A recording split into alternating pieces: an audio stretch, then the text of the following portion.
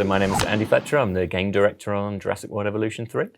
And my name's Sandy Samarco, and I'm a principal designer on Jurassic World Evolution 3. Lovely stuff. Yeah, it's so nice to have you guys here today. Great to be here. Awesome. Cool. So Jurassic World Evolution 3, what an incredible project. And you guys getting to work on the third installment of this title. That's super, super exciting. It's just gone out. It's been announced. People are starting to talk about it. Like, how does it feel now that it's out there in the world?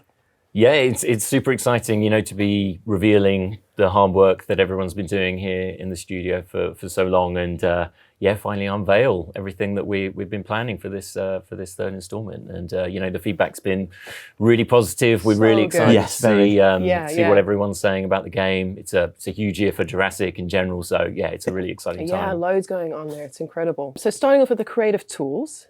We've got some new stuff for our creative players. There's modular building. Can you tell us a bit about that? What are we expecting with that? What can we do with it?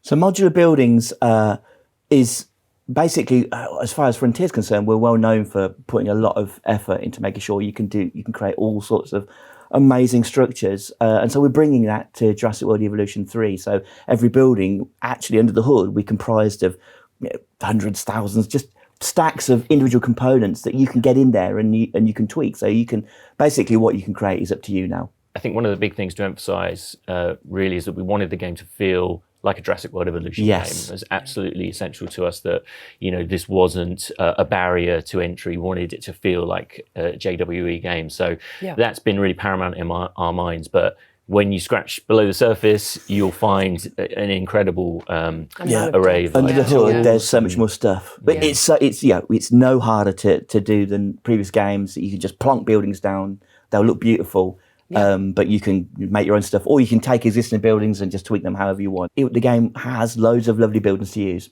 So if you're not that way inclined, there are stacks of blueprints. But I think we're going a little bit further. You want to talk about the blueprints is getting a significant upgrade for Jurassic World 3. The big new frontier really is the integration of the Frontier Workshop. Yeah. So this is and it's cross-platform. So across all the platforms that the game is available on, players will be able to upload what they've created, both in terms of specific building types, general scenery, and also whole parks that they've built. And other players will be able to download those creations and visit those parks and use those blueprints, use those creations in their own parks. So again, there's lots for players to kind of choose from in the game at launch, across a variety of themes as well. We didn't really talk about the scenery themes. We've got classic Jurassic themes. Yeah, there's so much there. Those are really cool. We've got new themes inspired by the campaign. So there's thousands of pieces for people to delve into. So beyond just the building, there's obviously a lot more coming to the creative side of things as well. We've also got a whole host of new terrain tools, which are going to expand, again, just that variety in the park. So can you tell us a bit about those as well? Yeah, so terrain looks beautiful, but now we've kind of taken off all of the latches so that you can build it pretty much however you want. The terrain tools have had a massive upgrade. It's way more vertical. We've got these really cool brushes that do a lot of the heavy lifting artistically for you. You paint them down and they're filled with detail objects that our artists have carefully constructed. So even someone like me, it's very easy, very quickly to create something that's very, very pretty. You can now build parks across multiple levels and have your vehicles, guests, dinosaurs traverse them up to a point. And even beyond that point, you can now use terrain in another interesting way. So you can actually use terrain and large scenery items to enclose dinosaurs. Yes. So, creating more naturalistic enclosures. Yeah. So, That's gonna be amazing. the tools in their own right are very powerful. But beyond that, we've loosened the restrictions on having to have fencing all the way around all the time of the dinosaurs. So cool. It's not always going to, you don't have to have that feel to your parks anymore. You can make it look as if the dinosaurs are in a kind of in a valley or in a sort of a kind of a rocky area, and again it just adds to that sense of those dinosaurs feel more integrated with the natural world, which is kind of one of the themes of the campaign as well. It's about how in this point in the Jurassic timeline can we make it so that dinosaurs are integrated more naturally with the environment, with Yeah. sites all around the globe. Yeah, amazing. And I think you can also use water as well. Can we also use water to water. create? Yeah, we can there's use water. There's a We've lot on that. got more water for everyone. We've got deep water now, which I think people may have seen. Little sneak peek. Yeah, some Spinosaurus enjoying that. But you can use that to enclose dinosaurs as well. Not all dinosaurs, obviously not all dinosaurs can swim. And not many can swim through deep water, so you can enclose them in water. You can create waterfalls now very easily. Awesome. So yes, loads coming on the creative side of things. But now let's start talking a little bit about, I think, what everyone is most excited about, the juveniles.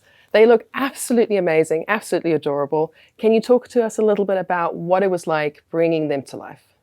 Yeah, so I mean, this is a lot of fun. It's a lot of fun. Yeah, I'm sure. It's a real new frontier for the game. So, it's quite a privilege actually to be bringing juvenile versions of these dinosaurs that everyone loves to the world for the first time. We've seen juveniles in the Jurassic movies, and we've taken inspiration from those, but there's a huge amount of dinosaur species that we've not seen juveniles for in the Jurassic movies. So it's been a real journey of working with our partners at Universal, with noted paleontologists, including Steve Brusate, who was a consultant on the movies as well, and concepting, iterating till we get these juveniles that as you say, they're just absolute wonderful to kind of watch, and it's really incredible to kind of bring those to players for the first time, and it's.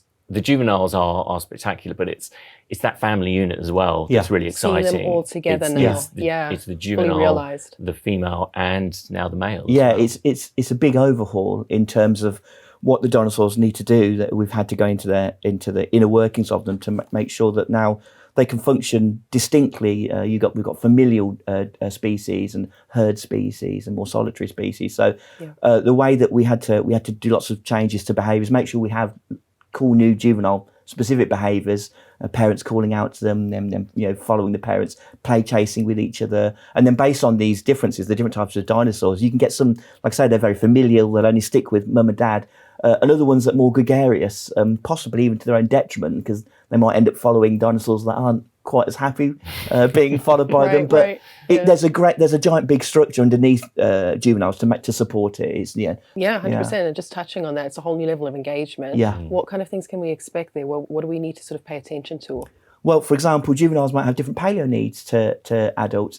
If you've got a brachiosaur, with a great big long neck that normally feeds on high trees and leaves in trees, a juvenile brachiosaur, it's not quite as tall, might not be able to reach. So you need to make sure that you've got some ground leaves for it. And the same for some of the carnivores, some of the small carnivores. When the juveniles, they can't really take down live prey, so you need to make sure they've got meat feeders. And again, social needs. Some juveniles are happier when there's a bunch of them together. Other ones, they need mum and dad around, and they're going to get distressed if they're not. Yeah. So there's a whole bunch of these social dynamics going on that basically differentiate the species. So each time you've got a new species that you want to breed, there's more things to consider, to look after. You guys have obviously touched on it a bit now. There's breeding that's coming to the game. That's a big part of it, natural breeding. Can you tell us a little bit more about that? We've touched on a lot of things there, but can we talk a little bit more about, because we're synthesizing males now, what the loops look like? There's nests and a whole host of new things coming there as well. Yeah, so you start off, obviously all dinosaurs in Jurassic World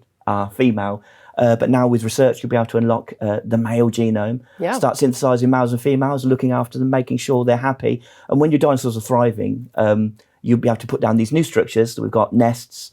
Obviously dinosaurs, they like to lay their eggs in safe places, so you can construct these kind of locations that they're drawn to. But even the nests, different dinosaur species have different needs for nests. Some dinosaurs don't want their nests visible to guests, for example. You've got to hide them away. And other ones, they like it if there are lots of nests together. Things like that. All dinosaurs are all different. And then once the conditions are right, as it were, the lights turn down, the music's playing, if the nest's in the right place and your dinosaurs are happy, then they can breed now, and you'll get eggs. And then after the juveniles have spent the time in the nest, they'll emerge. And so it's a whole new cycle. It's a whole family, and of course that means that there's loads to take care of. I'm imagining there's a lot more now to manage and to take care of. And I know we've incorporated a whole host of new features there as well to make that a bit easier. ATVs, security cameras, that kind of thing. So yeah, so there's tell us a bit about that. As you build out your parks, we want to give players new tools to manage, control the chaos that tends to happen when you breed dinosaurs. Yeah, doesn't always work out as you plan. It doesn't always work out perfectly. So, we have some new tools in the mix now. As you mentioned, we've got security cameras. So, this allows you to kind of, set up, security cameras at key points around your park, key strategic points where they might be able to spot evidence of a dinosaur breaking out and being a threat to guests. Yep. And if you link those to your response centers, to your response capture teams, helicopters, then you can actually have those capture teams come and automatically tranquilize the dinosaur that's escaped. So this is a really smart thing to do if you've got dangerous dinosaurs and you've got a lot of guests. You don't want dinosaurs to they don't mix. You lose lots of money. And then in addition to that, we have a new maintenance team, which this is our maintenance team. They drive around these cool little ATVs, which is super fun to drive. They're super fun. Particularly in combination with the terrain tools Ramp we talked about earlier. Yes, We waste a lot of time playing with those. Racetracks, maybe? I don't know. So these guys now are in charge of repairing and resupplying. So in that example I just gave, if the dinosaur is broken out, and you've put down a supply post that has the broken fence in range of an ATV team, they'll come and just repair the fence. So as you can see, you've got more abilities to kind of plan ahead of time and have your response teams kind of respond on their own volition. And it means that you can, particularly in bigger parks, you can be building out and doing something else. Yeah, it just takes the pressure off you. Yeah, you don't have your to respond eyes everywhere. immediately. You don't have to kind of do everything manually if you don't want to. If you set it up well, obviously. Yeah, exactly. If you've got them in stupid places, then so rewards planning, rewards a bit of strategy, and some really cool, powerful tools particularly for bigger parks. Awesome. Yeah, that's going to be incredibly exciting. Lovely stuff. So there's a lot of new features there, but moving over to the campaign now. The campaign, there's a lot for us to do there. It's we're going to be sort of traveling the globe, basically, like literally there. Can you tell us a bit about what we can expect with the campaign? Yeah, for sure. So our narrative is set just after the events of Dominion, and that's a point in the Jurassic timeline where, dinosaurs are out across the globe. They're out. And that's a really fascinating place to be from a game perspective, because it means we can go venture across the globe and see some new locations and dinosaurs in locations we've maybe not seen before. So in our campaign, you'll be working for the Dinosaur Integration Network, which is an organisation set up by Cabot Finch, everyone's favourite returning Cabot Finch. Nice to see him back. Yeah. And this is all about creating sites that to help dinosaurs integrate more kind of ethically, I guess, into the modern world. And so you will start out in North America, you're starting some sites there, but as the campaign opens up, you'll unlock new sites across East Asia and in Europe as well. And as you open each one up, you'll be able to kind of go freely back to previous parks. Yes. Use dinosaurs and research technologies that you've unlocked to go back and improve those parks, unlock new areas in those parks.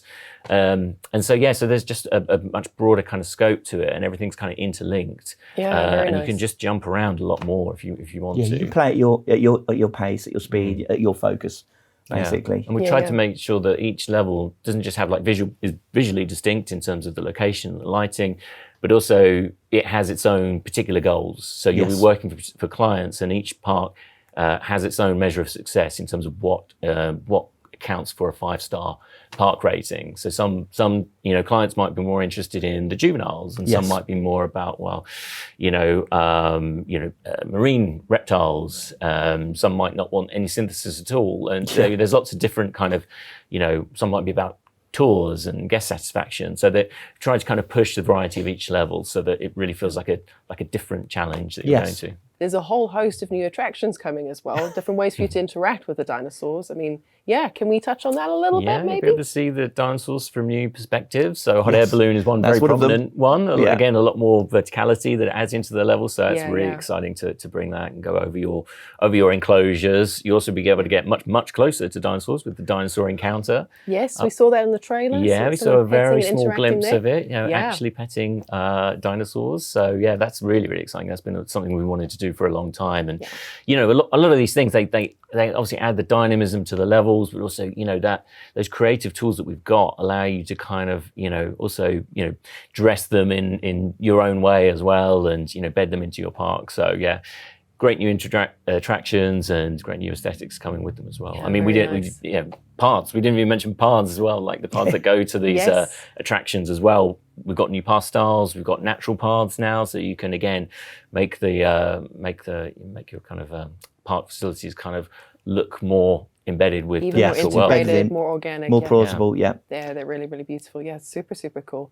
Lovely stuff. Well, we've got more to say on attractions in the coming months. We can't say anything just yet, but yeah, I'm sure we'll get into it very, very soon. But yes, thank you so much, you guys. It's been lovely having you. Finally getting to be able to talk about Jurassic World Evolution 3 has been an absolute pleasure. Thank you so much for joining us on the couch.